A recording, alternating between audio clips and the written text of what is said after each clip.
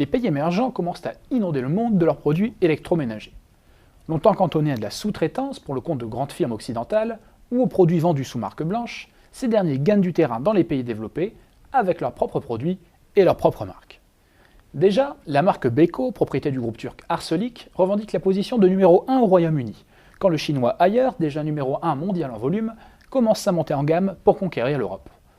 De taille modeste comparée aux géants du secteur que sont l'américain Whirlpool, le suédois Electrolux ou la co-entreprise allemande Bosch Siemens, ils affichent toutefois les taux de croissance les plus élevés et investissent massivement dans leur capacité de production. Le marché mondial de l'électroménager reste extrêmement fragmenté. De très nombreux groupes, leaders en Asie comme LG, Samsung, Toshiba, Sharp ou encore Panasonic, restent ainsi marginaux en termes de part de marché en Europe. Ils alimentent toutefois la concurrence et la percée de nouveaux acteurs pourrait pousser à la consolidation du secteur. Voilà qui pourrait porter le coup de grâce à ce qu'il reste de l'industrie dans les pays développés, notamment en Europe. Depuis 2005, la production a chuté de 11% en Allemagne, 45% en Italie, contre seulement 5% en France. Il est vrai qu'une bonne partie du tissu industriel français dans l'électroménager avait déjà disparu durant les années 90. La raison à cela, c'est que même les groupes occidentaux ont déjà depuis bien longtemps mis le cap sur les pays émergents, là où les coûts de main-d'œuvre sont les plus favorables.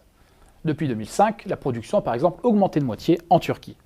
On trouve ce schéma en Europe, où l'essentiel de la production se fait en Europe de l'Est, en Amérique du Nord, qui importe massivement des appareils fabriqués au Mexique, ou en Asie, où les exportations chinoises vers le Japon ont décollé. Le marché reste ainsi essentiellement régional, car une approche globale est trop contraignante en termes de flexibilité et de coûts de transport, notamment pour le gros électroménager. Quelques groupes sont pourtant parvenus à maintenir une part importante de la production sur leur territoire d'origine. En 2012, General Electric a ainsi investi 1 milliard de dollars sur son site de Louisville aux États-Unis pour rapatrier une partie de la production réalisée auparavant au Mexique et en Chine.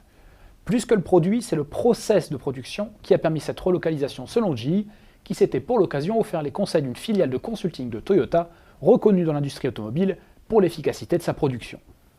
En Allemagne, Miele mise toujours sur le Made in Germany, avec un positionnement à cheval sur le premium, la demande B2B et les services comme la garantie.